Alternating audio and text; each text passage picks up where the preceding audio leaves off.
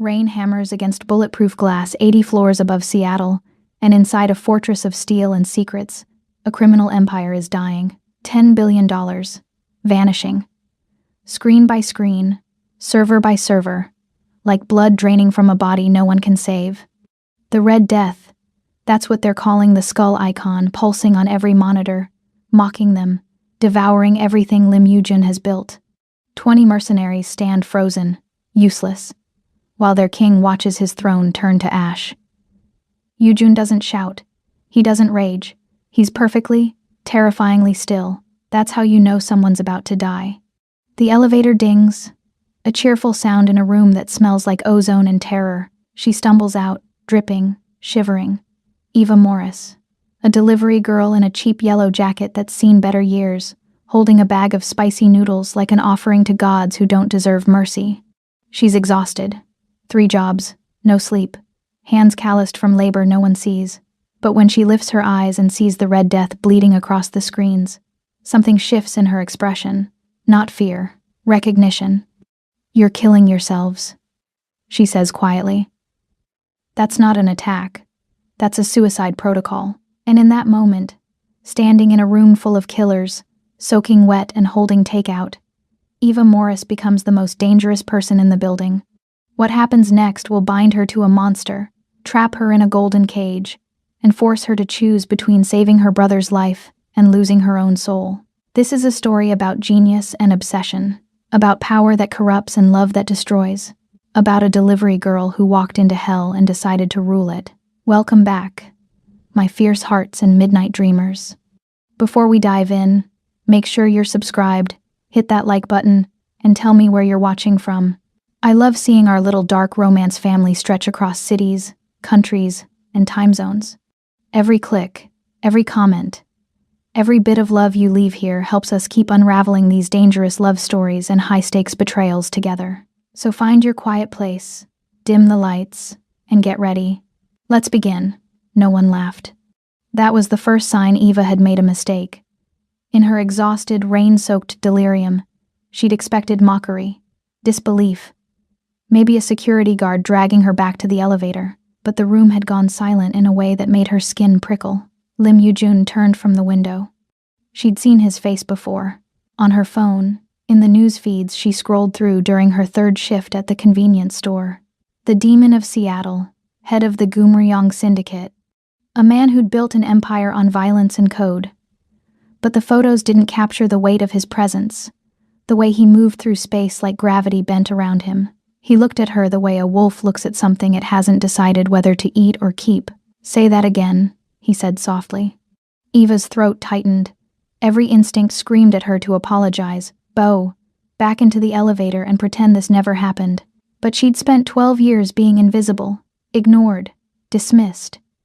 12 years watching her mother fade in a hospital bed she couldn't afford. 12 years knowing her brother would die for a crime he committed to save her. She was so tired of being invisible.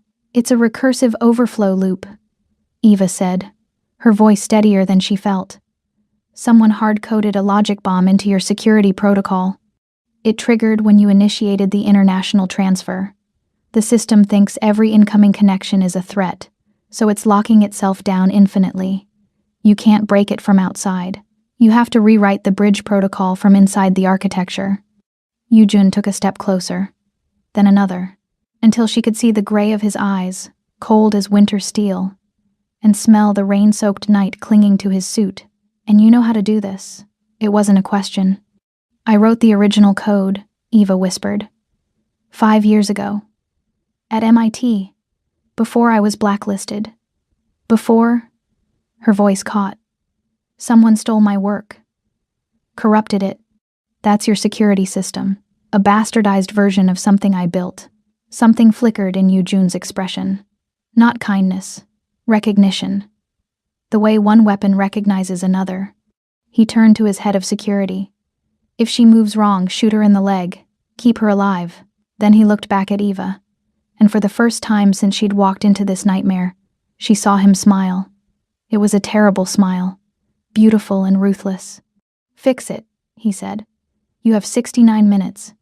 If you succeed, I'll give you anything you want." He leaned in, his breath warm against her cold skin. "If you fail, you'll never leave this building." Eva should have been terrified, should have run. Instead, she walked toward the console, set down the bag of noodles, and rolled up her sleeves. "I'll need access to the mainframe," she said. "And someone better get me coffee.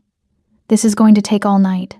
Behind her, she heard Yujun laugh, a sound like breaking glass. "I think I'm going to keep you," he murmured. Eva's fingers moved across the keyboard like they were born there.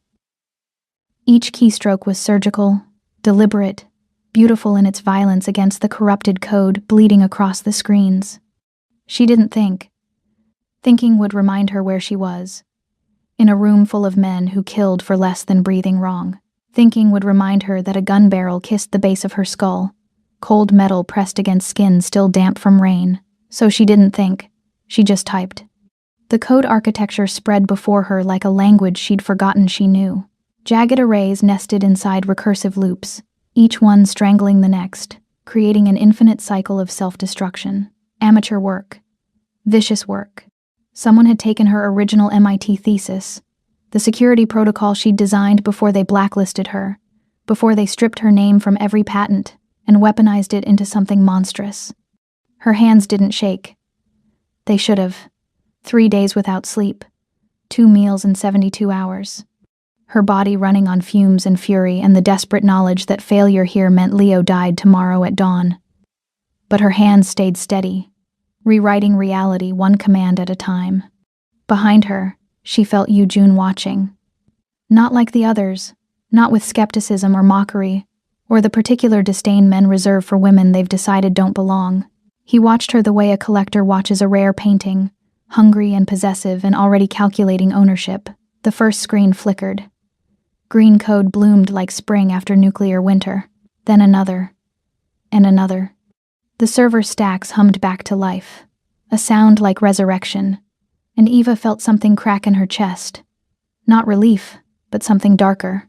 Pride, the savage satisfaction of proving every person who'd ever dismissed her catastrophically wrong.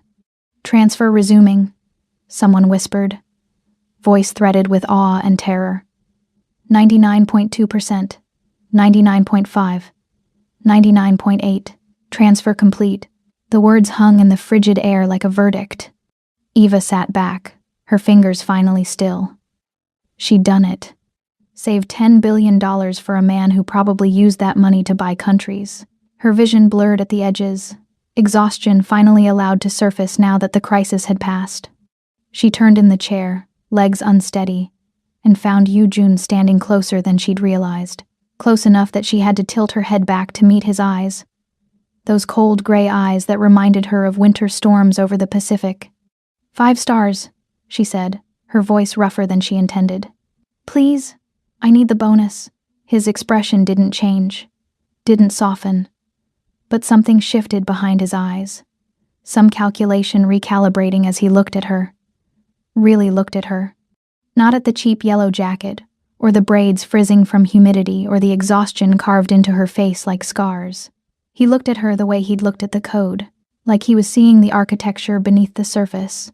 Eva tried to smile, tried to take a step toward the elevator, tried to remember how legs worked. The room tilted. No. She was tilting. Falling. The adrenaline that had kept her upright evaporated all at once, and her body decided it was done, finished, empty. The marble floor rushed up to meet her. Strong hands caught her before she hit. Yujun moved faster than a man his size should move, sliding one arm beneath her shoulders, the other under her knees, lifting her like she weighed nothing. And maybe she didn't. Maybe 3 years of skipping meals to pay her mother's medical bills had hollowed her out until there was nothing left but stubbornness and code. Her head lolled against his chest. Through the expensive fabric of his shirt, she felt his heart beating, steady, unhurried, a rhythm that said he'd never panicked in his life. "Stubborn," he murmured, but there was something in his voice that wasn't quite irritation. Reckless. Eva wanted to argue. Wanted to tell him she wasn't reckless. She was desperate, and there was a difference. But her tongue felt thick, her thoughts scattering like smoke. The last thing she registered before darkness took her was Yujun's voice, quiet and absolute. "Lock the doors." She doesn't leave. Silk against her skin woke her. Eva's eyes opened to amber light filtering through what looked like liquid gold. For 3 heartbeats, she didn't remember where she was.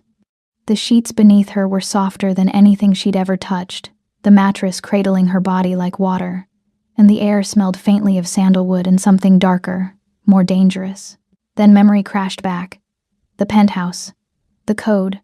The monster who'd caught her when she fell. She sat up too fast, head spinning, and realized 3 things simultaneously. 1. Her wet clothes were gone. In their place, she wore a silk robe that whispered against her skin like a promise or a threat. 2. Her phone sat on the nightstand beside her, screen dark but somehow menacing in its presence. 3. She was trapped. The room was beautiful in the way expensive things are beautiful. All clean lines and muted luxury. The kind of space designed to make you forget you're in a cage. Floor-to-ceiling windows showed Seattle bleeding rain and neon into the night. A door led to what she assumed was a bathroom. Another door, heavy and probably locked, led to whatever waited beyond. Eva reached for her phone. It unlocked without her passcode. Her stomach dropped. He'd been through it, through everything. Her messages to Leo's lawyer, her bank statements showing $37.19, the hospital bills she couldn't pay, the eviction notice she'd been ignoring. Every desperate, humiliating piece of her life laid bare. She should have been furious, should have been terrified. Instead, she felt weirdly calm, like standing on the edge of a cliff and realizing you've already fallen. The fear becomes irrelevant. Eva stood, tightening the robe's belt, and walked toward the heavy door. It opened before she could touch it. The office beyond was darker than she remembered, lit only by the glow of monitors and the city burning beyond the windows.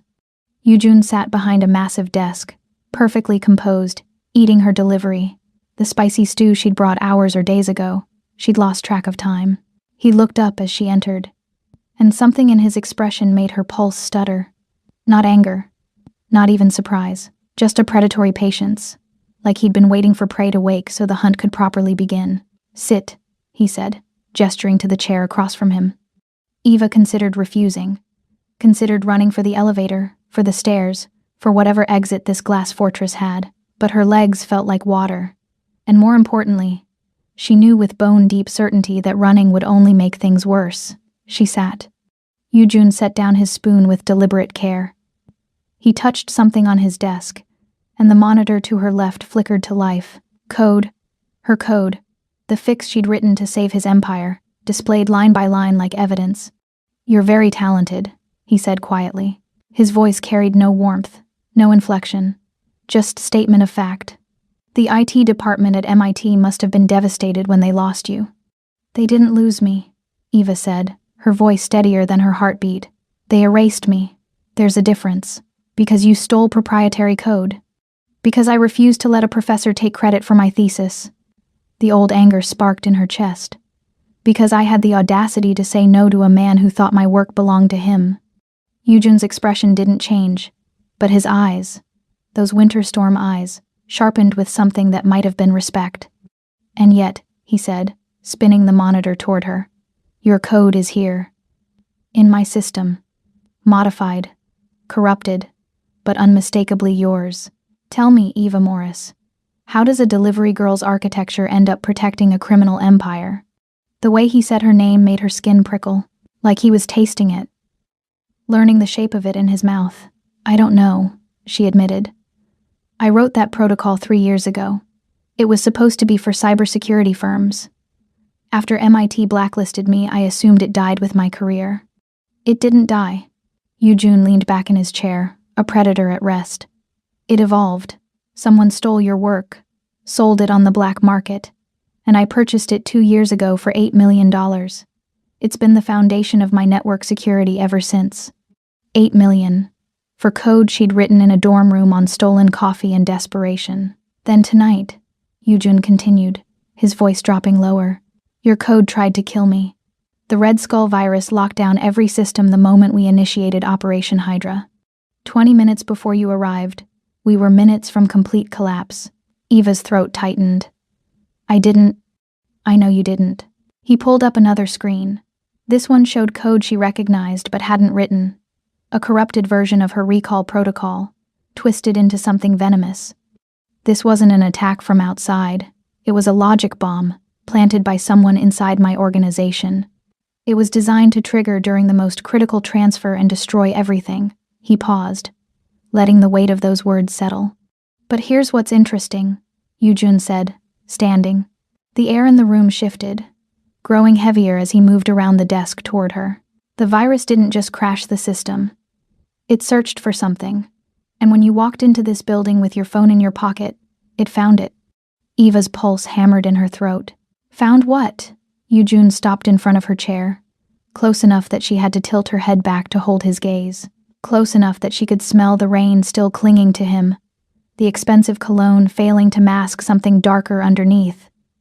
Leather and smoke and violence. You, he said simply. The system recognized its creator. Your phone carries a ghost partition, a fragment of the original source code you couldn't bring yourself to delete. A digital heartbeat. But your code knew you. It tried to sync with you. That's why it crashed. Your architecture was trying to come home. Horror and understanding crashed over her in waves. I didn't hack you, she whispered. Your system recognized its mother. Exactly. Yujun's lips curved. Not quite a smile. More like a wolf baring its teeth. Which means you're not just talented, Ava. You're dangerous. You built something that recognizes you on a cellular level. Something that will only fully function in your presence. He leaned down, hands bracing on the arms of her chair, caging her in. His face was inches from hers, close enough that she could see the flecks of steel in his gray eyes, the slight scar cutting through his left eyebrow. You built the lock, he murmured, his breath warm against her cheek. Now you will be the key. Eva's heart slammed against her ribs. She should push him away, should demand he let her go, should remember that this man was a monster who'd built an empire on blood and fear. Instead, she met his gaze and didn't flinch.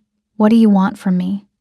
Yujun straightened, pulling his phone from his pocket. He touched the screen, and the monitor to her right flickered to life. Leo, her brother, sat in a cell barely large enough to breathe in, his head in his hands, looking smaller and more broken than she'd ever seen him. The timestamp read 3 hours ago. The location marker read Supermax, Death Row. Something inside Eva's chest cracked open. I know everything about you, Yujun said, his voice quiet and absolute. Your brother, Leo Morris, 29 years old. Convicted of cyber terrorism for selling military-grade hacking tools to international arms dealers. Death penalty. Execution scheduled for sunrise, 36 hours from now. Eva couldn't breathe. Couldn't think past the image of Leo in that cell, waiting to die for a crime he'd committed to save her. I know your mother is in Harborview Medical, stage 4 cancer, $37,000 in debt. I know you work 3 jobs and still can't make rent. I know you haven't slept in 72 hours because you've been taking double shifts to pay Leo's lawyer, who, by the way, is planning to quit your brother's case tomorrow. Each word was a knife, precise and devastating. I know, Yujun continued, that you are brilliant and desperate and standing on the edge of a cliff with nowhere left to fall. He set his phone on the desk and looked at her. Really looked at her, with an intensity that felt like being flayed open. So here's what's going to happen, Eva Morris. You caused $10 million in damages tonight. The delay, the panic, the near collapse of the most important deal of my career. By any reasonable calculation, you owe me. I saved your empire, Eva shot back, anger finally breaking through the fear. You did, Yujun agreed. Which is why you're still breathing. But you also broke it in the first place, even if unintentionally. The scales aren't balanced. He moved back to his desk, pulling out a sheet of paper. Actual paper. Heavy and cream-colored and clearly important. You have 2 choices, he said, setting it in front of her. Choice 1. You walk out of here. I have my people delete your signature from your phone. You go back to your 3 jobs and your dying mother and your brother's execution. And in 36 hours, Leo dies. And you spend the rest of your life delivering food to people who will never see you. His voice dropped, soft and lethal. Or choice 2. You stay. You work off your debt by managing my servers, my security, my digital empire. You become my personal architect. And in exchange, I use every resource I have, legal and otherwise, to keep your brother alive. I have judges on my payroll, prosecutors who owe me favors, evidence that can disappear. Within a week, I can have Leo's execution indefinitely postponed. Within a month, I can have his case reopened. Within a year, I can have him walking free. Eva stared at the contract. Because that's what it was, she realized. A devil's bargain written in legal language and bound in blood. You want me to work for you? She said slowly. I want you to belong to me. Yujun corrected. Your mind, your skills, your complete loyalty. You'll live here. You'll answer only to me. You'll build me an empire that even God can't hack. He leaned forward, gray eyes boring into hers. And in return, I'll give you the one thing you can't buy, steal, or code into existence. I'll give you your brother's life. The room felt like it was closing in, the silk robe suddenly too tight, the air too thin. How long? Eva managed to ask. How long what? How long do I belong to you? Yujun smiled. A real smile this time. Beautiful and terrible. Until you pay off $10 million at minimum wage rates. My accountant calculated it. Approximately 18 years. 4 months. Eva's world tilted. Or, Yujun continued, his voice softening into something almost gentle, almost kind, until you stop wanting to leave. Whichever comes first. He slid a pen across the desk toward her. Choose, Eva. The cage or the cliff. Salvation or execution. Me or oblivion. Eva looked at the contract, at the pen, at the monitor still showing Leo in his cell, waiting to die because he'd loved her violently enough to damn himself. She thought about her mother, dying by inches in a hospital bed, about the eviction notice, about 3 years of being invisible, dismissed, erased. She thought about the way Yujun had caught her when she fell, the way he'd looked at her code like it was art, the way he'd said her name, Eva Morris, like it meant something. This was a trap, a golden cage, a beautiful prison. But it was also the only way Leo lived through Friday. Eva picked up the pen. If I do this, she said quietly, if I sell myself to you for 18 years, I want one thing added to the contract. Yujun raised an eyebrow. You're not in a position to negotiate. Neither are you. Eva met his gaze, steady and unflinching. You said it yourself. Your system needs me. It recognizes me. Without me, your empire is vulnerable. So yes, I am in a position to negotiate. Something flickered in Yujun's expression. Surprise, maybe, or admiration. What do you want? When this is over. When Leo is free and my debt is paid, whether that's 18 years or 18 days, you let me walk away. No hunting me down. No revenge. No pulling me back into your world. You let me disappear. Yujun was quiet for a long moment, studying her like she was a puzzle he hadn't quite solved. Then he nodded slowly. Agreed. When the scales are balanced, you're free. He pulled out his own pen and wrote the clause at the bottom of the contract in dark, heavy strokes. Then he signed it. Your turn, he said, sliding the paper toward her. Eva looked down at the contract one last time. At the cage she was choosing. At the devil's bargain that would save her brother and destroy her freedom. She pressed pen to paper and signed away her life to the demon of Seattle. Yujun took the contract, folded it carefully, and placed it in his desk drawer. When he looked up at her again, his expression had shifted. No longer the predator evaluating prey, but something more complex, possessive, pleased.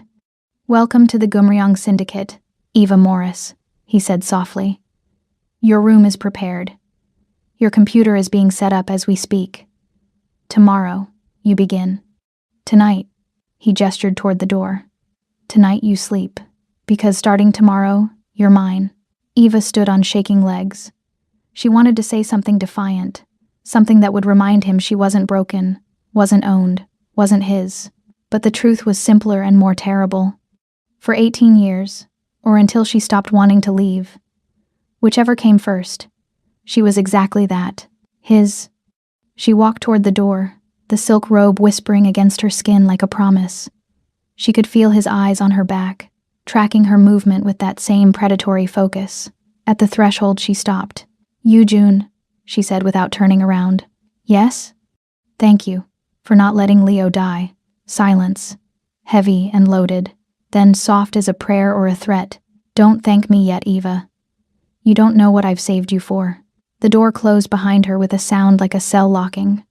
And Eva Morris, former MIT prodigy, current delivery girl, walked into her golden cage and wondered when, if ever, she'd want to leave. 2 weeks in the penthouse, and Eva had learned the rhythm of captivity. Wake before dawn, code until her eyes burned, eat meals she didn't taste, sleep in silk that felt like accusation. Repeat. The server room had become her kingdom, a glass-walled sanctuary where the only sound was the hum of machines and the rain that never stopped falling on Seattle. June had given her everything she needed. 6 monitors. A quantum processor that made her MIT setup look like a children's toy. Access to systems that could topple governments. And coffee. He brought her coffee every morning at 6. She didn't know why that detail mattered, but it did. The way he'd appear without sound, set the cup beside her keyboard. Always black, always scalding hot, and leave without a word. Sometimes she'd catch him watching her work, standing in the shadows like a ghost, his eyes tracking the movement of her hands across the keys with an intensity that made her skin prickle. The dynamic between them had shifted into something she couldn't name, something dangerous. She was the only person in the organization who spoke to him without deference, the only one who'd argue when his orders made no technical sense, the only one who'd seen him lose control. That moment when he'd caught her, held her like she was something precious instead of something owned. He fascinated her. God help her. The monster fascinated her, the way he moved through space with that predatory grace, the way his voice could shift from silk to steel in a single syllable, the way he looked at her sometimes, not like she was a possession or a tool, but like she was a puzzle he desperately wanted to solve, and she terrified him, though he'd never admit it. She could see it in the way he watched her code, the way he stood closer than necessary when reviewing her work, the way his voice dropped an octave when he said her name. She held power over his empire in a way no weapon ever could. Every server, every transaction, every secret depended on her skills now. It should have made her feel powerful. Instead, it made her feel trapped in a web neither of them had meant to spin. Tonight, the penthouse was quiet. June's men were scattered across the city on operations she didn't ask about. Park Jin-ho had nodded to her on his way out, a gesture of respect that would have been unthinkable 2 weeks ago. Even the security detail had learned to give her space when she was deep in code. She sat alone in the server room, surrounded by the blue glow of monitors, chasing ghosts through encrypted files. Leo's court case. She'd been avoiding it for 2 weeks, afraid of what she'd find. But the not knowing was worse than any truth could be. The nightmares had been getting worse. Dreams where Leo stood in an execution chamber, looking at her through the glass, mouthing words she couldn't hear. Dreams where she typed and typed, but the code never worked, never saved him, never changed anything. She needed to know the truth, even if it destroyed her. Eva pulled up the sealed records using June's admin access. Started with the obvious, the arrest report, the evidence logs, the prosecutor's timeline. Standard procedure. Everything looked clean on the surface. Too clean. Then she went deeper, followed the money. Financial records were always where the truth hid, buried under layers of legitimate transactions and shell companies. And there it was. A wire transfer buried so deep only someone who knew what to look for would see it. 5 years ago, January 15th, $150,000. Sender. An offshore account linked to an international arms dealing network that had been flagged by Interpol 3 years later. Recipient, Eva Morris. Payment notation. Educational services rendered. Eva's hands froze on the keyboard. Her vision tunneled. No, that wasn't possible. Leo had told her it was a scholarship. A last-minute grant from some tech foundation that had seen her work. He'd been so happy when he called, his voice bright with relief, saying she didn't have to drop out, didn't have to give up her dreams, didn't have to come home and work at the convenience store with him. She'd believed him. God, she'd been so relieved she hadn't questioned it. Hadn't wondered why a foundation would pay full tuition for a sophomore with good grades but no published papers, no patents, Nothing that would normally attract that kind of money.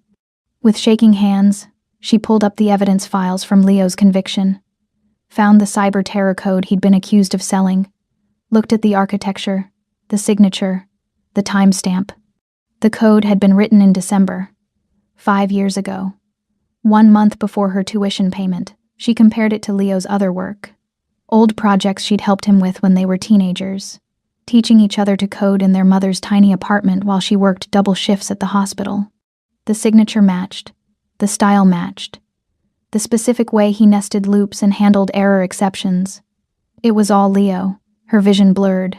She blinked hard, but tears came anyway, hot and furious and devastating. Leo hadn't been framed. He'd built that code, built a weapon that had killed 17 people in a drone strike gone wrong, and sold it to dealers who used it for massacre. He'd done it knowing exactly what it was, what it would become, what it would cost. He'd done it for her. The sob came from somewhere deep, somewhere she'd kept locked down for 2 weeks of playing the composed genius, the valuable asset, the girl who'd signed away her freedom without breaking. She shoved back from the desk, the chair skidding across the floor, and stumbled toward the balcony doors. She needed air, needed space, needed anything but the truth glaring at her from those screens. The balcony doors opened silently. Everything in Yujun's fortress opened silently, like the building itself was complicit in secrets. The rain hit her like punishment, cold and relentless, soaking through her thin shirt within seconds, plastering her braids to her skull. She gripped the railing, her knuckles white against the steel, and let herself break. 17 people. She'd looked up their names once, late at night when she couldn't sleep, when the weight of Leo's conviction had felt like drowning. A father of 3, a college student, a grandmother. Real people with real lives, all ended because her brother had needed money and someone had been willing to pay for death. And she'd taken it. Taken the tuition and the opportunity and built a life on blood money without ever knowing. Had walked through MIT's halls feeling grateful, feeling blessed, feeling like finally something had gone right. Leo had sacrificed his soul so she could chase her dreams. Had damned himself so she could be brilliant. Had murdered 17 people, men, women, children she'd never met, so she could have an education. The guilt was suffocating. The rain wasn't cold enough to wash it away. Nothing would ever be cold enough. You'll catch pneumonia. Yujun's voice cut through the rain, low and close. She didn't turn. Couldn't bear to look at him while her face was doing this. Crumbling, raw, honest, while she looked weak instead of valuable. But he moved beside her anyway. Close enough that his body heat radiated through the cold. Close enough that she could smell leather and smoke, and that expensive cologne that always made her think of dangerous things. He didn't touch her, didn't crowd her, just stood there in the rain like it was the most natural thing in the world for a Mafia boss to get soaked on a balcony at midnight. "You found it," he said. Not a question, a statement. Like he'd known all along what she'd discover, had been waiting for this moment. He wasn't framed. Her voice broke on the words, fragile as glass. He did it. All of it. For me. Yes, the confirmation was worse than the discovery. Made it real in a way the evidence hadn't. 17 people died because of code my brother sold, because I needed tuition money, because I wanted to go to MIT and change the world and be someone. She laughed, and it came out jagged, broken. I am someone. I'm the reason 17 people are dead. 17 people died because arms dealers weaponized technology, Yujun corrected quietly. His voice held no judgment, no comfort, just cold fact. Your brother pulled the trigger, but he didn't aim the gun. The dealers chose the targets. They planned the strike. They executed the mission.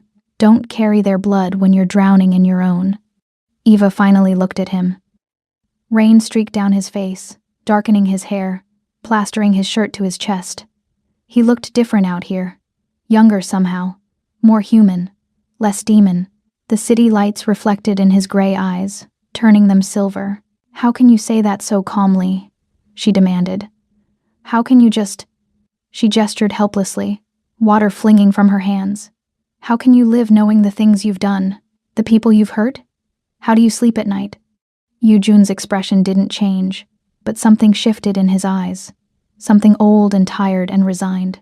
Something that said he'd asked himself the same questions 1,000 times and stopped looking for answers. Because in this world, Eva, love is just another form of violence. He moved closer, and she should have stepped back but didn't. Your brother loves you violently. He would burn down cities to keep you safe, would sacrifice his humanity to give you a chance at yours, would kill 17 strangers so one person, you, could live the life he thought you deserved.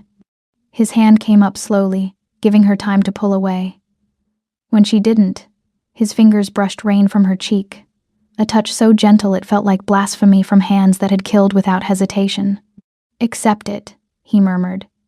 The guilt won't bring those 17 people back. Hating yourself won't undo what your brother did. Destroying yourself won't save him. All you can do is decide what you do with the life he bought you.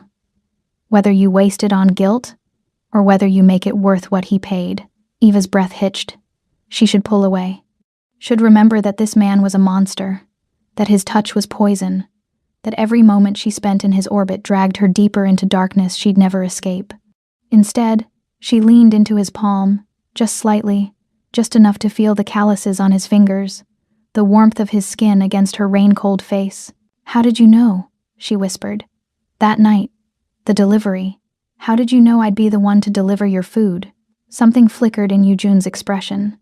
Not quite a smile, more like acknowledgement of a secret finally spoken aloud. His thumb traced her cheekbone, slow and deliberate. His eyes held hers, gray and storm-dark and absolutely steady. I hacked the Bolt Eats dispatch system 6 months ago, he admitted. His voice was quiet, intimate, the kind of confession that should have terrified her. Tracked your route patterns, knew which shifts you worked, which neighborhoods you covered, how long each delivery took you. I built an algorithm to predict your movements. Eva's heart stopped, started again, harder. You've been watching me for 6 months? I've been hunting you for 3 years. His voice dropped lower, became something darker. Ever since I traced the original code architecture back to an MIT thesis written by a student who'd been erased from every database. Someone brilliant enough to build what I needed, dangerous enough that someone wanted them disappeared. I knew whoever built my system was valuable, irreplaceable, and I knew I'd need them eventually. He leaned in, his forehead nearly touching hers, his breath warm against her rain-cold skin. The space between them felt charged, electric, like the air before lightning strikes. I didn't expect you to be you, he murmured. Didn't expect you to look at me like I was human instead of monster. Didn't expect to want to keep you for reasons that have nothing to do with code. Eva couldn't breathe, couldn't think past the feeling of his hand on her face, his body close enough to feel the heat of him, his voice wrapping around her like silk and smoke. Eugen, the alarm screamed through the penthouse, shattering the moment like glass. Eugen pulled back instantly, his expression shifting from dangerous intimacy to lethal focus in a heartbeat. He grabbed Eva's wrist, not rough but firm, pulling her inside, away from the exposed balcony, away from windows that suddenly felt like vulnerabilities. What is that? She demanded, stumbling after him as he dragged her toward the server room. Breach alarm.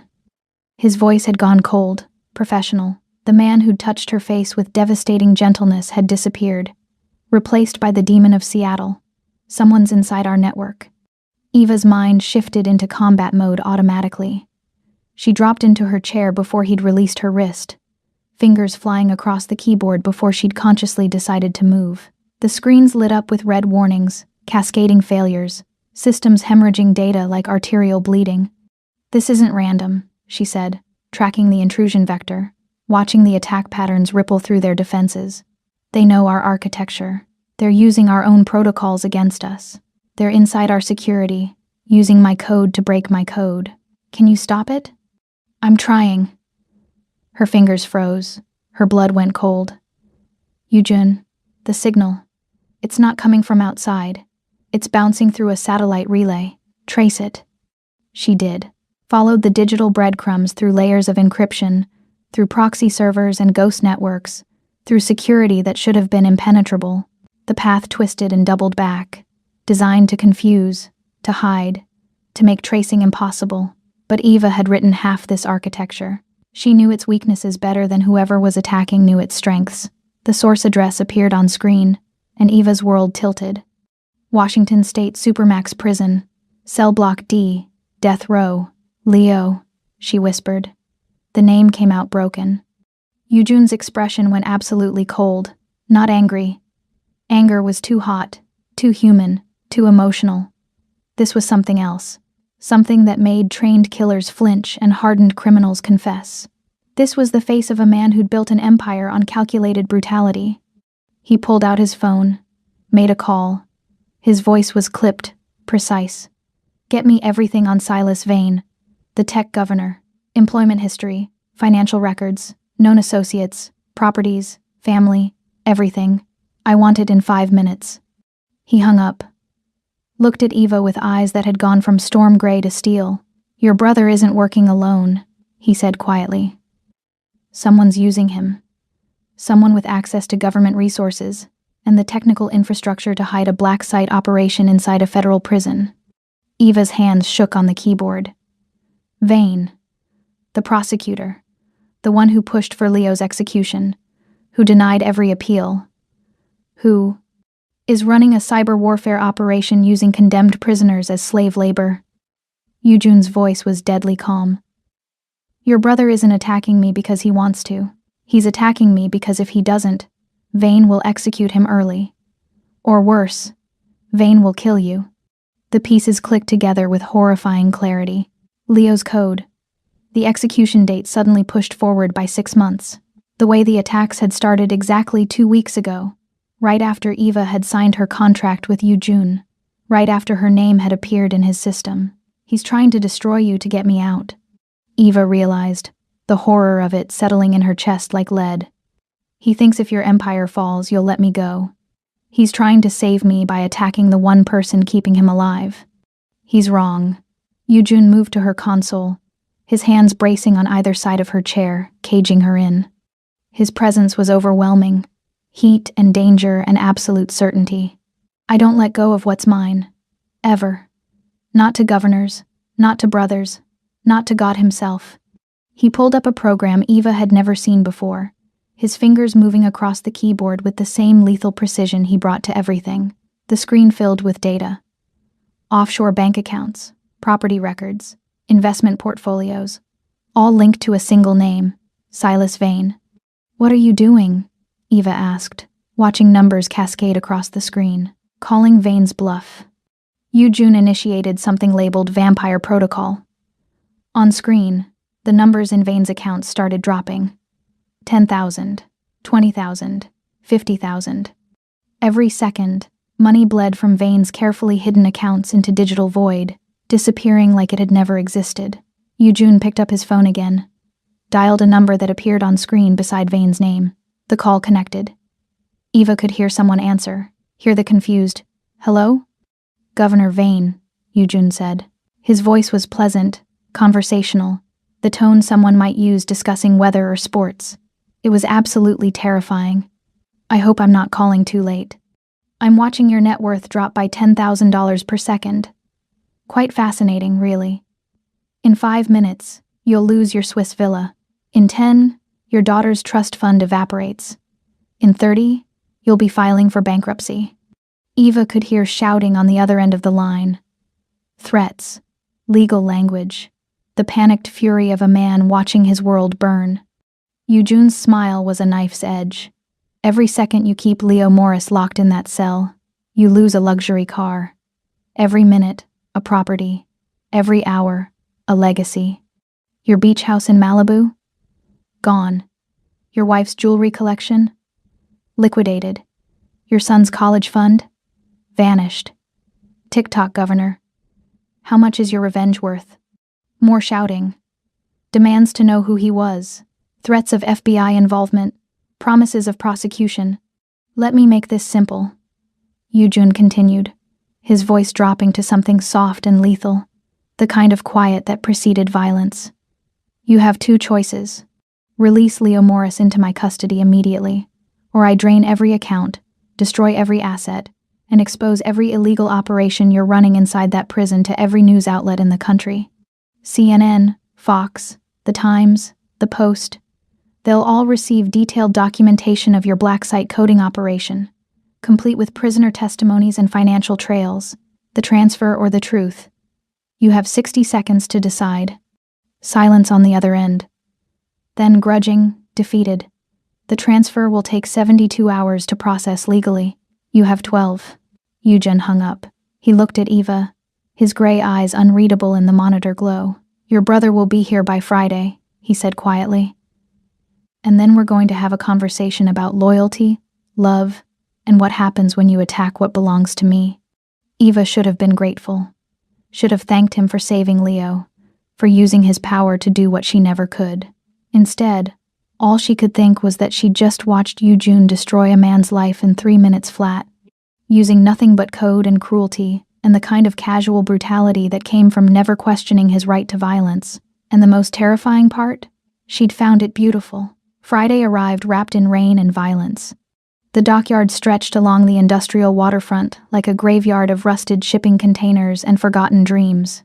3 a.m. No witnesses, just the sound of water slapping against rotting pier posts and the distant wail of a cargo ship somewhere in the fog.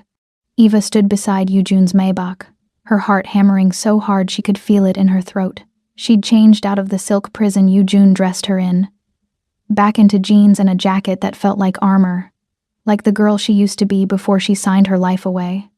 Eugen stood 5 feet away, perfectly still despite the cold.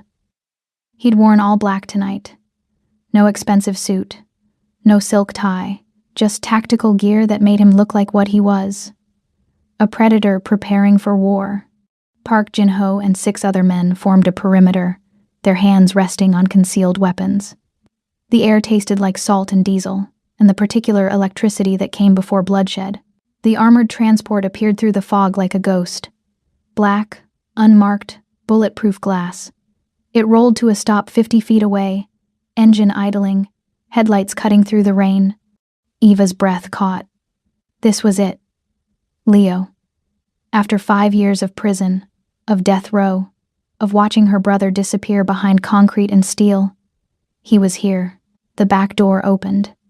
Leo stepped out slowly, like his legs had forgotten how to work. He was thinner than she remembered. His prison jumpsuit hung off his frame, bright orange against the darkness. His wrists were cuffed in front of him. His face. God, his face looked older, carved hollow by guilt and time. But his eyes, when they found Eva across the dock, his eyes were the same as they'd always been. Warm, protective, full of a love that had damned them both. Eva didn't think, didn't wait for Eugen's signal or permission or tactical approval. She ran. Leo, her brother's face cracked into something between a smile and a sob. He stumbled forward, chains clinking, reaching for her with cuffed hands. The crack of the rifle shot split the night. Leo's leg exploded. Blood sprayed across wet asphalt. He went down hard, his scream cutting through Eva's chest like a blade. Leo! Eva was still running, still closing the distance, her mind screaming that this was wrong, that Vane had agreed to the transfer, that this was supposed to be safe. Then she saw it. The red dot, dancing across Leo's chest where he lay bleeding, moving, rising, settling on her own chest like a brand. Time slowed to syrup. Eva heard Eugen shout her name, heard Park Jin-ho yelling orders, heard the unmistakable sound of weapons being drawn, but all she could see was that red dot, that tiny point of laser light that meant someone, somewhere in the darkness, had her heart in their crosshairs. Eugen moved. He didn't run, didn't shout, just stepped in front of her with the kind of casual certainty that said he'd calculated this moment, prepared for it, expected it. The second shot rang out. The bullet hit Eugen's left shoulder, spinning him around. Blood bloomed across his black shirt, dark and wet and terrifyingly real. He staggered but didn't fall, didn't make a sound, just turned back to Eva with eyes that burned like winter fire. Get down. Then chaos erupted. The armored transport's side doors burst open. Men in tactical gear poured out, not prison guards, mercenaries. They moved with military precision, laying down covering fire as they grabbed Leo's broken, bleeding body and dragged him back toward the van. Eugen's men returned fire. The dockyard lit up with muzzle flashes, the sound deafening, echoing off metal containers. Eva stood frozen, watching Leo disappear back into captivity, watching blood pour from Yujun's shoulder, watching their carefully laid plan crumble into violence and betrayal. "Eva!" Yujun's voice cut through her paralysis. He grabbed her arm with his good hand, his grip iron despite the blood soaking his sleeve. "Move." They ran. Park Jin-ho was already at the Maybach, engine roaring. Bullets sparked off the armored car's body as Yujun shoved Eva into the back seat and dove in after her. The door slammed. Tires screamed against wet asphalt. The dockyard disappeared behind them in a blur of rain and gunfire. Eva's hands were shaking. No, her whole body was shaking. She turned to Yujun, saw him slumped against the leather seat, his face pale, his shoulder bleeding through his shirt in a spreading crimson stain. "You're hit." Her voice came out strangled. Oh God, you're bleeding." "Flesh wound." Yujun's voice was tight with pain but steady. The vest caught most of it. Eva didn't think. She grabbed the hem of her shirt and tore, ripping fabric until she had a strip long enough to use. She pressed it against Yujun's shoulder, and he hissed through his teeth. "I need to stop the bleeding." Her hands moved on autopilot. Medical knowledge from a dozen late-night internet searches when she couldn't afford to take her mother to the ER. "Hold still." "Eva." Yujun's good hand caught her wrist. His fingers were warm despite the blood loss. "I'm fine." "You're not fine." The words came out as a scream. "You got shot. You stepped in front of a bullet for me. You—" Her voice broke. "Why? Why would you do that?" Yujun looked at her, his gray eyes hazy with pain but absolutely fierce. His hand came up to cup her face, leaving a smear of his own blood on her cheek. "You are my architect," he said quietly.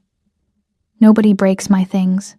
The words should have been insulting, should have reminded Eva that she was property, a possession, something owned, but the way he said it, the way he looked at her, like she was more valuable than his empire, more precious than his life, made it sound like a vow, like a promise written in blood. Eva pressed the makeshift bandage harder against his wound, her hands still shaking. "You're insane. You could have died." "So could you." Yujun's thumb traced her cheekbone, gentle despite the violence still ringing in her ears. That was unacceptable. The Maybach raced through Seattle's empty streets, rain hammering the windshield. In the front seat, Park Jin-ho spoke rapidly into his phone, coordinating with the other vehicles, already planning their next move. But in the back, in the dark, Eva and Yujun existed in a bubble of leather and blood, and something that felt dangerously close to devotion. "Vane set us up," Eva whispered. "He never meant to let Leo go." "No." Yujun's voice was cold now, the pain sharpening him back into the demon everyone feared. "He used your brother as bait. Wanted to kill us both, eliminate the threat, and keep his operation running. He miscalculated. Leo's hurt. They shot him. He's alive." Yujun's certainty was absolute. Vane needs him. Leo is his best coder, his most valuable asset. The leg wound was meant to stop him from running, not to kill him. "Then what do we do?" Eva demanded, pressing harder as fresh blood seeped through the fabric. "How do we get him back?" Yujun's smile was a knife's edge, beautiful and terrifying. "We stop asking nicely." The penthouse had transformed into a war room. Maps covered every surface, guard rotations, prison blueprints, thermal imaging of the Supermax facility. Yujun had called in every favor, hacked every database, pulled every string to build a complete picture of Vane's fortress. Eva sat at her console, working despite exhaustion, despite the blood still staining her hands. She'd cleaned and wrapped Yujun's shoulder herself after they'd returned, using supplies from a medical kit that had been suspiciously well stocked. The bullet had gone through cleanly, missing bone and major arteries by inches. He'd refused a hospital, refused painkillers, just sat still while she stitched him up with hands that shook less than they should have, then stood and started planning their assault. Now, 12 hours later, Yujun leaned over the main table, his wounded shoulder barely slowing him down. Park Jin-ho stood to his right. 4 other men Eva had learned to recognize, Kwon, Min, Sung, and Park's brother Jae-ho, formed the rest of their assault team. And across the table, arguing loudly, stood Lim Tae-hyun, Yoojun's younger brother, second in command. A man Eva had barely spoken to in her 2 weeks here, who'd watched her with cold calculation like he was waiting for her to fail. "This is suicide," Tae-hyun said, his voice sharp. "You want to assault a federal prison for a delivery girl and a convict? You'll bring the entire government down on us." "The government is already involved," Yoojun replied calmly. "Vane is government. His operation is government-sanctioned. We're not breaking new ground here. You're wounded. You should be resting, not planning an operation that will get us all killed." Tae-hyun's eyes flicked to Eva with undisguised contempt. "All this for her? You've known her for 3 weeks. She's not worth your empire." The room went silent. Yoojun straightened slowly, his gray eyes going absolutely cold. "Say that again." Tae-hyun seemed to realize he'd crossed a line, but pride or stupidity made him push forward. "I'm saying we should cut our losses. The girl's brother is already as good as dead. Let Vane have him. We focus on securing our operations, not throwing them away on, get out." Yoojun's voice was quiet. "Lethal, brother. I said get out. You're not part of this operation. You'll stay here and maintain our standard defenses. That's an order." Tae-hyun's jaw tightened. For a moment, Eva thought he might argue further, but something in Yoojun's expression, something that reminded everyone in the room exactly who the demon of Seattle was, made him back down. "Fine." Tae-hyun grabbed his phone from the table. "But when this falls apart, don't say I didn't warn you." He stalked toward the elevator. Eva watched him go, her instincts screaming that something was wrong. The way he'd looked at her, the way he'd argued, the particular venom in his voice when he'd called her a delivery girl. She pulled out her laptop, fingers moving on autopilot. Tae-hyun had been in the penthouse all week, connected to their network. If he was planning something, there would be traces. She found it in the packet logs. Encrypted messages, carefully hidden but not carefully enough. Data being transmitted to an external source. The signal bounced through proxies. But Eva had gotten very good at tracing signals. The destination address made her blood freeze. FBI Field Office, Seattle Division. Tae-hyun wasn't just arguing against the operation. He was selling them out. Eva's mind raced. She could tell Yoojun, should tell Yoojun. But they were an hour from launching the assault.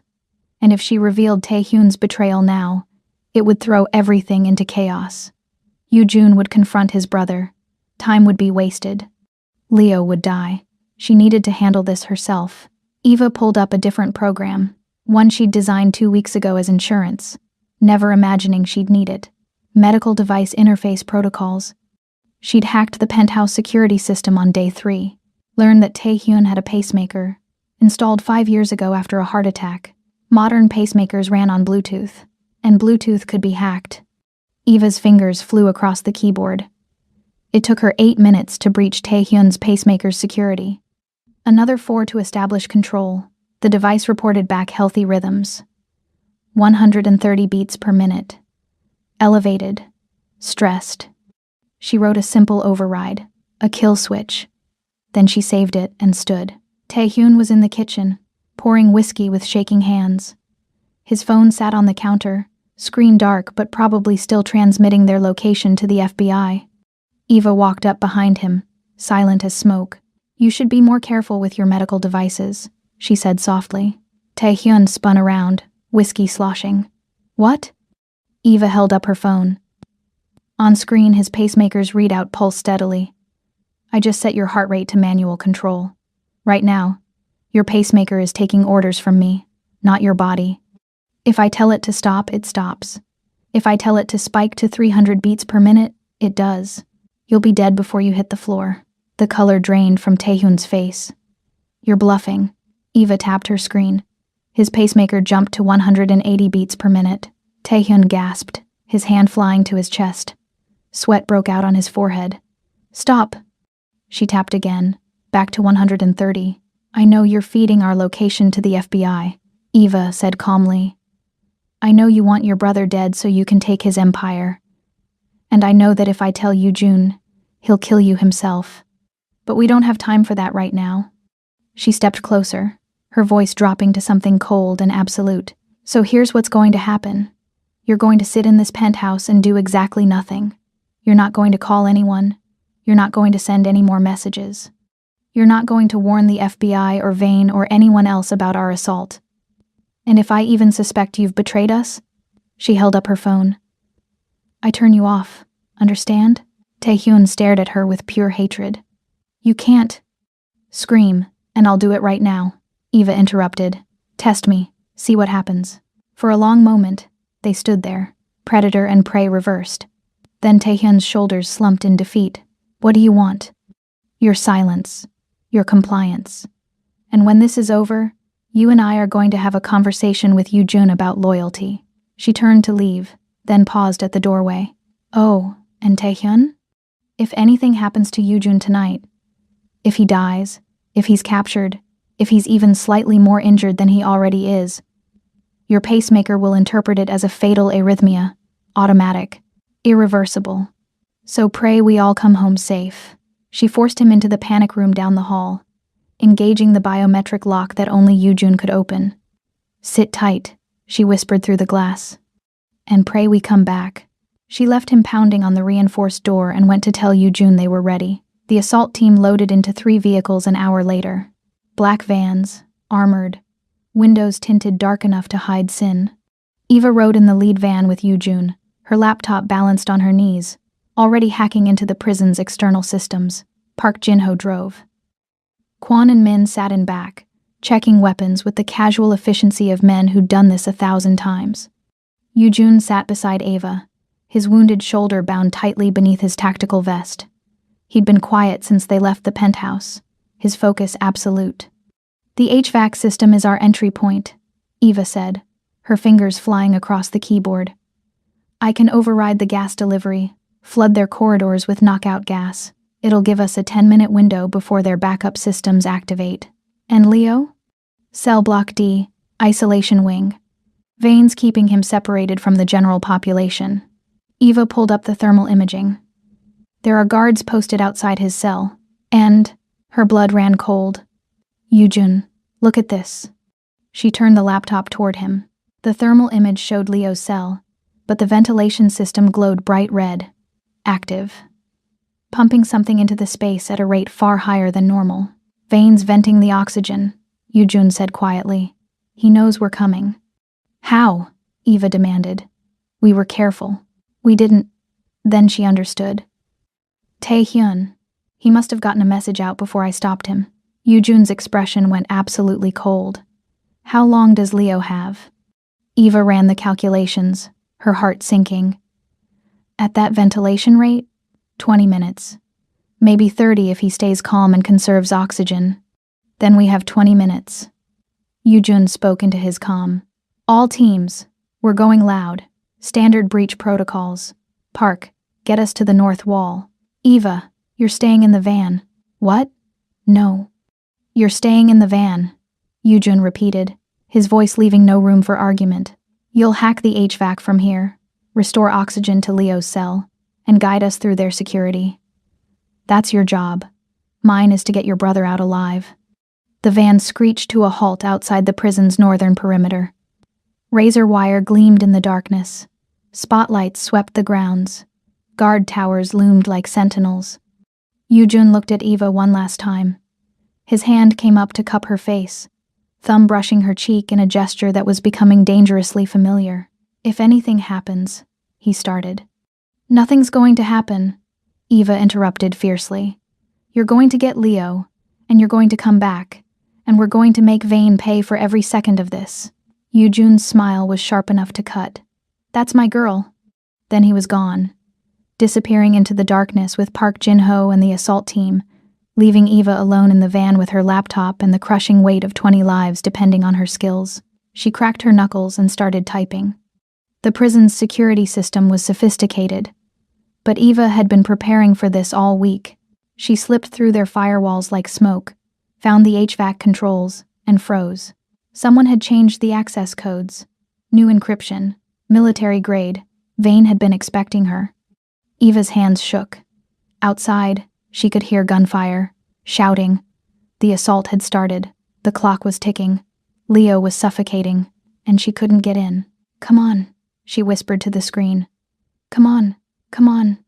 She tried every back door she knew, Every exploit, every trick she'd learned at MIT and taught herself in the years after. Nothing worked.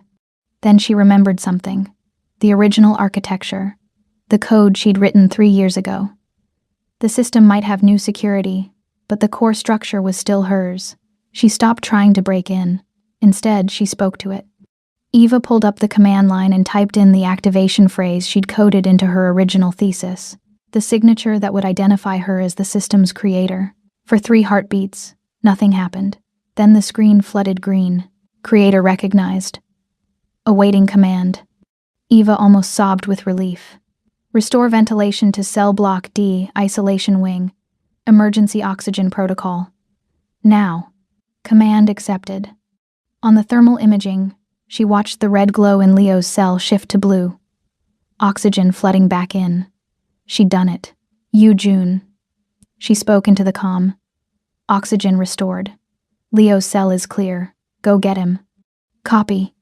June's voice was tight, breathless. She could hear gunfire in the background. We're 30 seconds out. Eva watched the thermal imaging, her heart in her throat. June's team moved through the corridors like ghosts, taking down guards with brutal efficiency. They reached the isolation wing, the cell door. Then everything went to hell. Alarms screamed through the prison. Red lights flooded the corridors. And on Eva's screen, she watched as 50 thermal signatures converged on June's position. SWAT team, full tactical response. June, Eva screamed into the comm. You've got 50 hostiles incoming from the east wing. I see them. His voice was preternaturally calm. Eva, I need you to lock down the east corridor. Buy us time. Eva's fingers flew. She triggered every security door between the SWAT team and June's position. Emergency lockdown. It would hold them for maybe 3 minutes. On screen, she watched June's team grab Leo, a limp thermal signature, barely conscious, and start moving back the way they came. But the SWAT team was breaking through her locks, and more signatures were appearing, converging, cutting off their escape.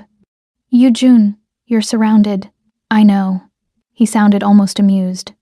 Eva, remember when I said I don't let go of what's mine? Yes, I meant it. Whatever happens, you did everything right. This was always going to be the hard part. Don't you dare, Eva whispered, tears streaming down her face. Don't you dare sacrifice yourself. The sound of an explosion cut through the comm, then static, then silence. June? Eva's voice cracked. June? Nothing. The thermal imaging showed chaos. Fire, smoke, signatures scattering, and in the center of it all, 3 figures moving toward the extraction point. Eva held her breath, waiting, praying to any god that would listen. The van door burst open. Park Jin-ho stumbled in, supporting Leo's weight. Behind them, covered in soot and blood, came June. Alive, Eva launched herself at him, and he caught her with his good arm, pulling her against his chest hard enough to bruise.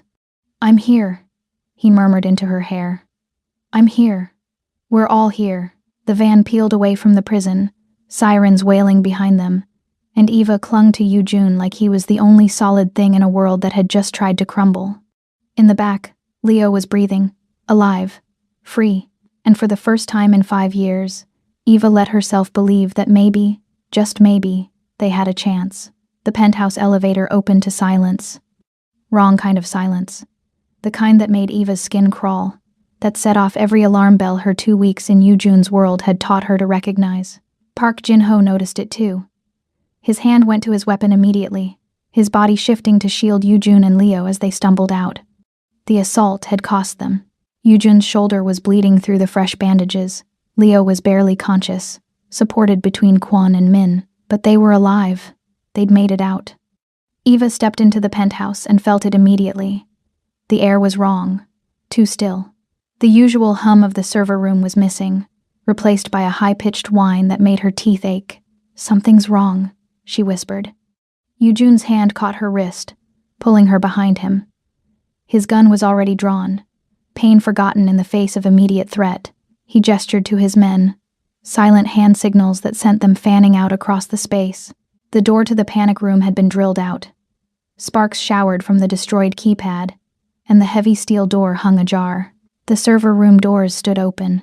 Inside, surrounded by the glow of monitors and the pulse of machines that ran an empire, stood Lim Tae-hyun.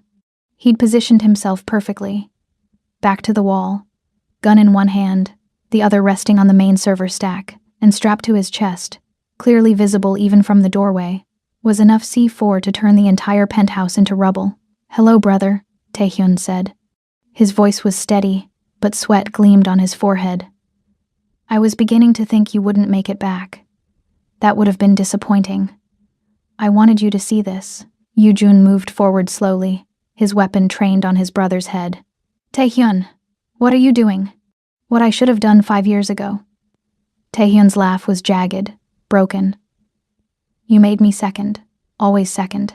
I built half this empire with my blood, my strategies, my sacrifices, and you treat me like a servant while you play house with a delivery girl."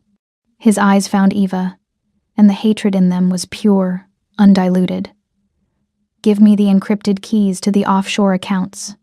All of them. Transfer control to me, or I detonate these servers, and we all die, starting with her." The gun shifted, pointing directly at Eva's chest. Park Jin-ho moved instantly, but Yoo-jun's hand stopped him. "Stand down." "Yoo-jun," Eva started. "Quiet." Yoo-jun's voice was soft, lethal. He walked forward, putting himself between Eva and the gun. His own weapon never wavered. "You want the keys, brother? You want my empire? Then shoot me. Take it.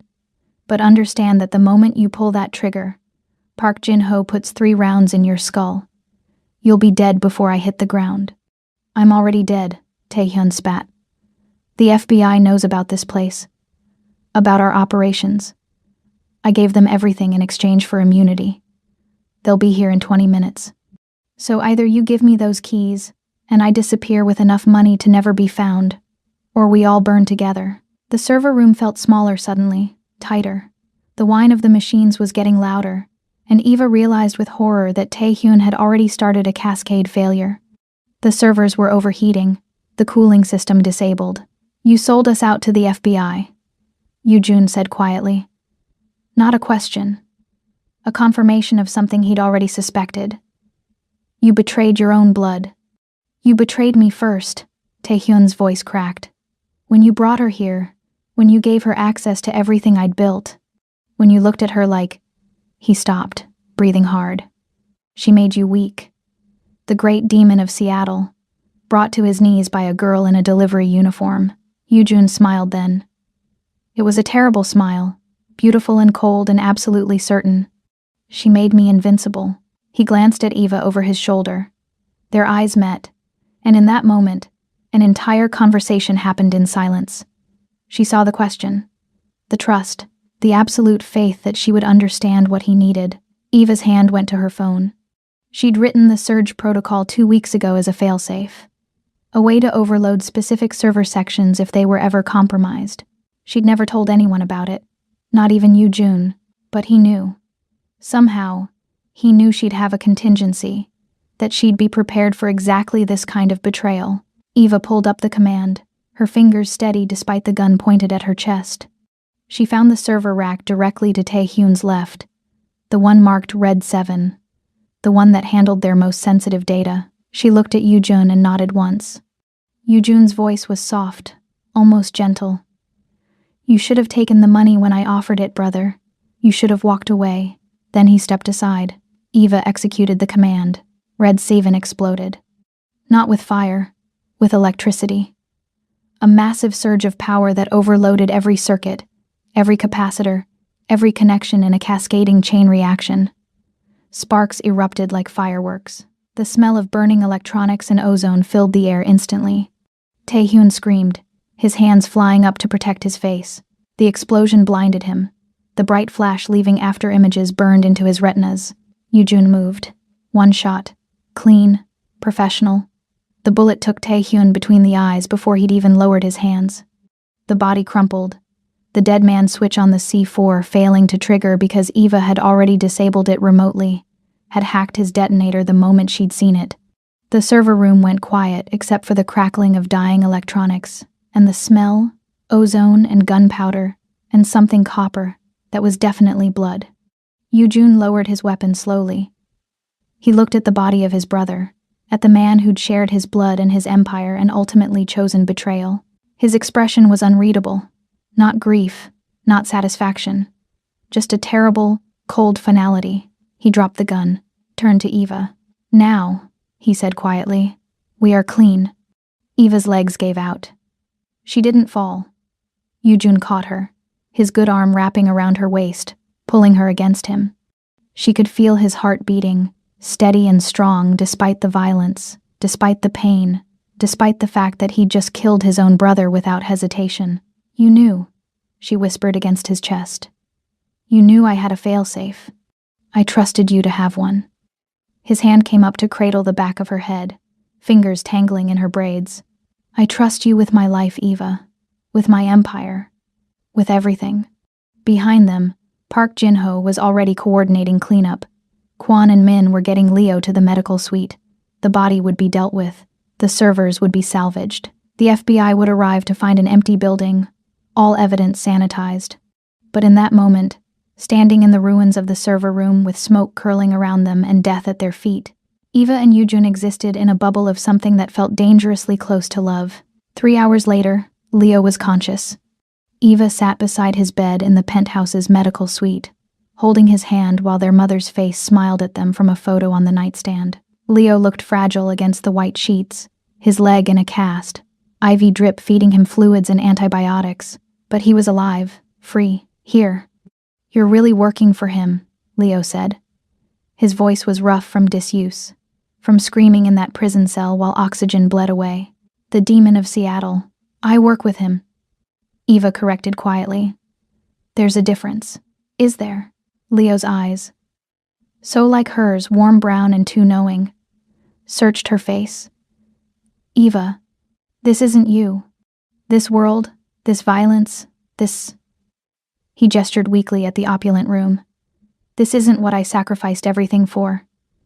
I wanted you to have a better life, not to become a criminal." Eva's throat tightened. "You don't get to make that choice for me anymore, Leo. You gave up that right when you sold weapons code to murderers." Leo flinched, like she'd slapped him. "I know what you did," Eva continued, her voice soft but unyielding.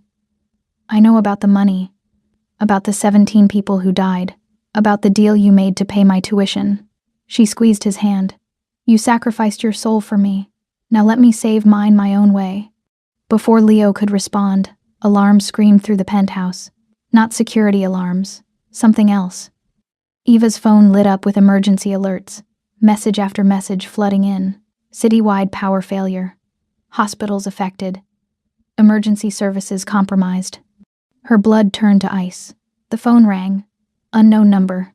Eva answered, already knowing who it would be. "Hello, Eva." Silas Vane's voice was smooth, cultured, utterly calm despite the chaos he'd just unleashed. "I hope your reunion with your brother was sweet. Because it's about to end very badly. What did you do?" Eva was already moving, leaving Leo's room, running toward the server room where Yoojun stood directing repairs. "I activated a kill switch in Seattle's power grid." Vane's voice remained pleasant, but with a hard edge. "My bank accounts might be empty, but my government clearance is still active for another hour. That's all the time I need," Vane replied pleasantly. "Right now, 15 hospitals across the city are running on backup generators that will fail in approximately 45 minutes. Thousands of patients, including your mother at Harborview Medical, will die. ICUs, surgical suites, dialysis machines, all of it, dead." Eva's world tilted. Her mother, on life support, dependent on machines that were about to fail. "What do you want?" "I want what you stole from me. Your brother. Your skills. My operation. You destroyed 3 years of work when you broke Leo out." Vane's voice hardened. "So here's your choice, Eva. You upload a virus to Lim Yoojun's financial accounts. Every dollar, every asset. You burn his empire to the ground. Or I let those hospitals go dark, and everyone, including your mother, dies screaming. That's... You can't." "I can and I will." Vane's certainty was absolute. "You have 30 minutes to decide." "Tick-tock, Eva." How much is your soul worth? The line went dead. Eva stood frozen in the server room doorway, her phone still pressed to her ear. Yujun looked up from the damaged servers, saw her face, and crossed to her in 3 strides. What happened? End quote. Eva told him. Every word, every terrible choice Vane was offering. Yujun's expression went cold. Not angry, colder than anger. Like something inside him had crystallized into diamond-hard purpose. Show me. Eva pulled up the city power grid on her laptop. The damage was surgical, specific. Vane had targeted critical infrastructure with the precision of someone who'd been planning this for months. Hospitals, emergency services, the exact systems that couldn't be quickly rerouted or fixed. I can't stop it, Eva whispered. The kill switch is isolated. I'd need physical access to the control station, and that's in a government building with military-grade security. I'd never get in before your mother dies. Yujun finished quietly. Eva's hands shook. She looked at him. This man who'd caught her when she fell, who'd taken a bullet meant for her, who'd burned his own empire to keep her brother alive. I have to do it, she said. I have to delete your accounts. I don't have a choice. Yujun moved closer, his presence overwhelming. He cupped her face in his hands, forcing her to meet his eyes. There's always a choice, Eva. But I won't make it for you. This is yours to decide. Your mother's life, or my empire. Choose. Tears streamed down Eva's face. I can't. Yes, you can. His thumb wiped away her tears. I've asked you to sacrifice everything for me. Your freedom, your morals, your future. If I'm not willing to sacrifice money for your family, then I'm not worthy of you. He moved to her console, pulled up his encrypted accounts. $10 billion. The foundation of everything he'd built. Then he typed in the first 7 digits of the master password. The last 5 digits are the date we met, he said quietly. Delete it all. Burn it down. Save your mother. Eva's vision blurred. Yujun, do it. He leaned in, his lips brushing her ear, his breath warm against her skin. Money is just paper. Power is just a game. But you. His voice cracked, just slightly. You're real. Your mother is real. Your brother is real. Choose them. Always choose them. Eva's fingers moved across the keyboard. She entered the final password digits. October 15th. The night she'd walked into his fortress with spicy noodles and accidentally saved his empire. The deletion protocol loaded. 1 button, 1 choice. $10 billion or her mother's life. She pressed it. The screens flooded red.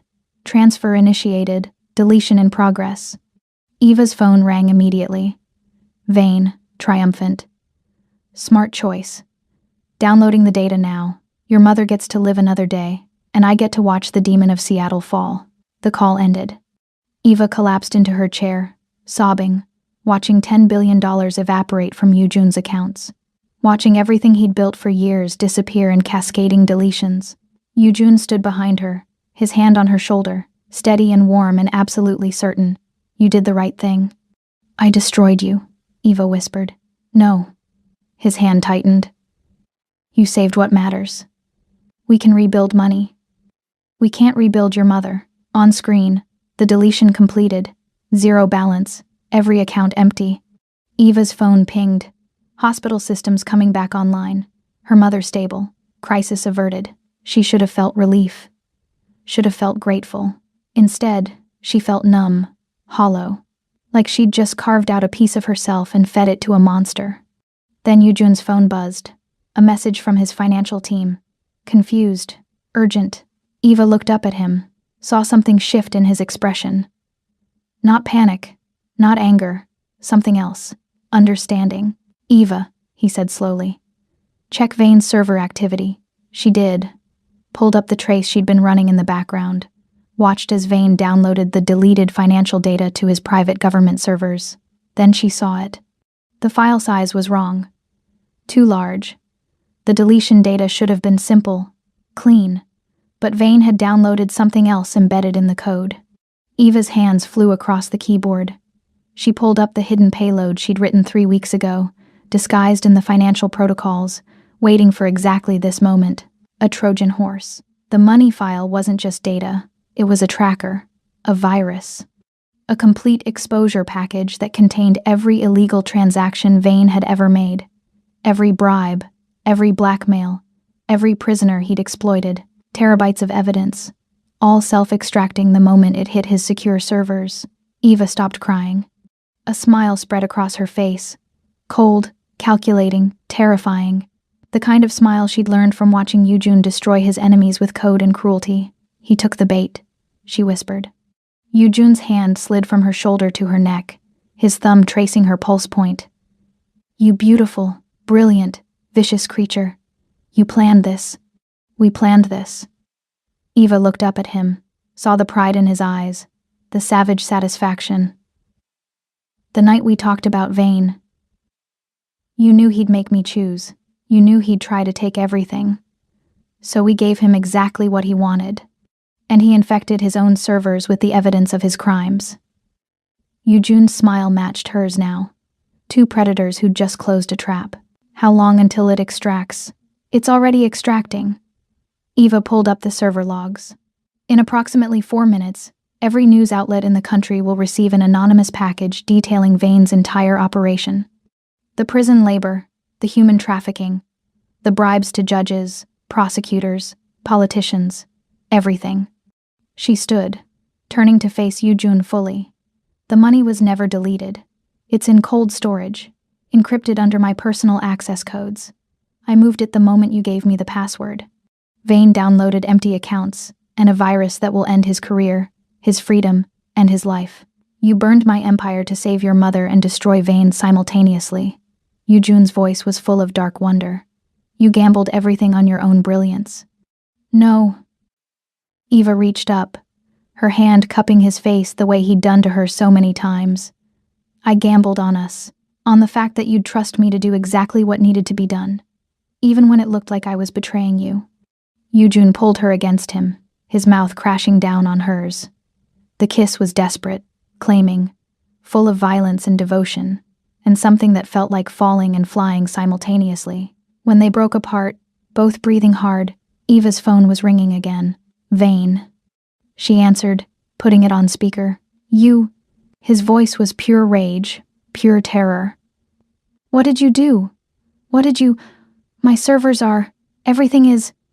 Infected, Eva finished calmly. With the truth. By now, every law enforcement agency in the country has received your complete file. You're done, Governor. Finished. And the beautiful part? You did it to yourself. Silence on the other end. Then, quietly, I'll kill you. Both of you.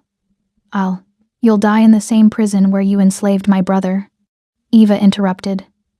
In the same cell block, with the same guards, and every single inmate will know exactly what you did. Good luck with that. She hung up, turned to Yujun. And for the first time since she'd signed her life away in this penthouse, Eva Morris smiled like she'd finally found exactly where she belonged. In the darkness, with the monsters, building empires from ash and code, and the beautiful, terrible love of a man who'd burn the world for her. The news broke at dawn. Eva and Yujun sat on the floor of the empty server room, surrounded by the husks of damaged equipment and the lingering smell of burned circuits. Between them, a grease-stained bag of takeout noodles, the same kind she delivered that first night, a lifetime ago. On the monitor wall, every major news network showed the same image, Silas Vane in handcuffs, being perp-walked out of his mansion, while reporters screamed questions he wouldn't answer. Former Tech Governor Silas Vane arrested on charges of human trafficking, racketeering, and corruption. Sources say the evidence includes detailed financial records and testimony from dozens of inmates forced to work in illegal cyber operations. Eva watched the man who tried to destroy her crumble on live television. She should have felt vindicated, victorious. Instead, she felt tired, hollowed out, like she'd walked through fire and emerged on the other side as someone she didn't quite recognize. Yujun's hand found hers between them, his fingers interlacing with hers. He didn't speak, didn't need to. They'd spent the last 3 hours in silence, rebuilding what Taehyun had tried to destroy, restoring systems, covering tracks, being what they'd become together. Partners, equals, Something more dangerous than either of them alone. Where will they send him? Eva asked quietly. Yujun's smile was sharp as a blade. I made some calls. He won't be placed in protective custody. He's going to general population. Eva turned to look at him, understanding dawning. The same prison. Where he enslaved your brother. Where he tortured inmates for labor. Where every single prisoner knows exactly what he did. Yujun's voice was soft, lethal. He'll last maybe a week, maybe less. Justice isn't always about courtrooms and trials, Eva. Sometimes it's about putting monsters in cages with the people they created. It should have horrified her. Should have made her recoil from the casual cruelty, the calculated revenge. Instead, Eva squeezed his hand tighter. They finished the noodles in silence. Watched the sun rise over Seattle, washing the rain-soaked city in gold and blood-red light. Watched their enemy fall. Watched the world shift beneath their feet. Then Yujun stood. He disappeared into his office for a moment, returned with 2 items. A passport, brand new French, with Eva's face but a different name, Claire Dubois, complete with entry stamps, a history, a life that existed only on paper but would hold up under any scrutiny, and a check, $50 million, made out to Eva Morris. Signed with Yujun's distinctive slash of black ink. He held them out to her. You're free, he said quietly. Leo is safe. Your mother's medical bills are paid through a trust that can never be traced back to me. You've served your contract, saved my empire, destroyed my enemies. His gray eyes held hers, steady and unreadable. Take these. Disappear. Start the life your brother killed for you to have. Eva stared at the passport and check like they were venomous. Her heart hammered against her ribs. This was it. The escape clause. The exit she'd demanded he write into their contract. Freedom, safety, everything she'd thought she wanted when she'd signed her life away to the demon of Seattle. She stood slowly, took the passport and check from his hands, felt the weight of them, paper and possibility, and the clean slate she'd been chasing for 5 years. Then she looked at Yujun, really looked at him. He was giving her freedom because he'd promised, because he was a man who kept his word, even when it destroyed him, even when she could see in the tension of his jaw, the careful blankness of his expression, that letting her go was costing him everything. Eva walked to the window. The rain had finally stopped. Seattle stretched below them, the city they'd bled for, fought for, nearly died for. The rain was washing it clean, making it new. She thought about the girl she'd been 3 weeks ago, exhausted, invisible, delivering noodles to people who never saw her. That girl had wanted escape, had wanted safety and normalcy, and a life without violence. But that girl had died in this penthouse, had been reborn in silken code and the dangerous devotion of a monster who'd stepped in front of a bullet for her. Eva turned, looked at Yujun standing in the ruins of his server room, wounded and deadly and absolutely certain he was doing the right thing by letting her go.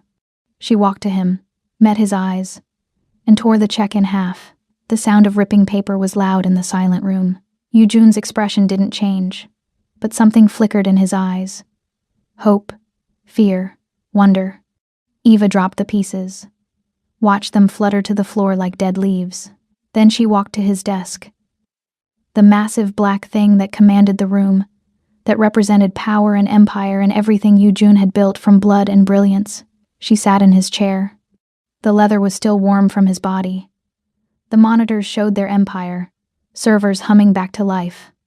Money flowing, operations running, the city below, theirs for the taking. Eva looked up at Yujun, standing frozen by the window, and smiled. It was the smile she'd learned from him. Cold, certain, absolutely terrifying. I don't want to run, she said quietly. I want to rule. For 3 heartbeats, Yujun didn't move, didn't breathe. Then he smiled. A real smile. Not the predator's baring of teeth she'd seen before. Not the calculated expression he wore for his enemies. A genuine smile that transformed his face from demon to something devastatingly human. He crossed to her. Slowly, deliberately, like he was approaching something sacred. When he reached the desk, he moved behind the chair. Behind her. His hand came down on her shoulder, warm and possessive and absolutely certain. His ring, The black titanium one he always wore, clicked against the leather. "Long live the queen," he murmured. His other hand came up, tangling in her braids, tilting her head back until she was looking up at him. The position was vulnerable, trusting, intimate in a way that had nothing to do with bodies and everything to do with souls laid bare. "You understand what this means?" Yujun asked softly. "What you're choosing. There's no going back, Ava. No escape, no clean slate. You'll be mine and I'll be yours, and we'll build empires from ashes and burn down anyone who tries to stop us." Eva reached up, her hand covering his on her shoulder. "I know exactly what I'm choosing. You. This. Us. The darkness and the power and the terrible, beautiful violence of loving a monster who taught me how to be one too." Yujun leaned down, his lips brushing her ear. "Then welcome home, my queen. Let's burn the world together." The kiss was slow this time, deep, full of promise and possession, and the kind of devotion that transcended morality, that existed in the space between right and wrong, where only they lived. When they broke apart, Seattle sprawled below them, washed clean by rain and ready for conquest. Eva Morris, former MIT prodigy, former delivery girl, former invisible nobody, sat in the throne of the demon of Seattle and smiled like a woman who'd finally found exactly where she belonged. In the darkness, in the violence, in the arms of a monster who'd burned his empire for her and received a queen in return. The screens flickered to life around them, showing the empire they'd built together, the power they'd seized, the future they'd claimed with blood and code, and the kind of love that didn't ask for redemption because it had never wanted to be saved. Outside, the sun rose over their city. Inside, the king and queen of Seattle's underworld began to plan their next conquest. Together, always together.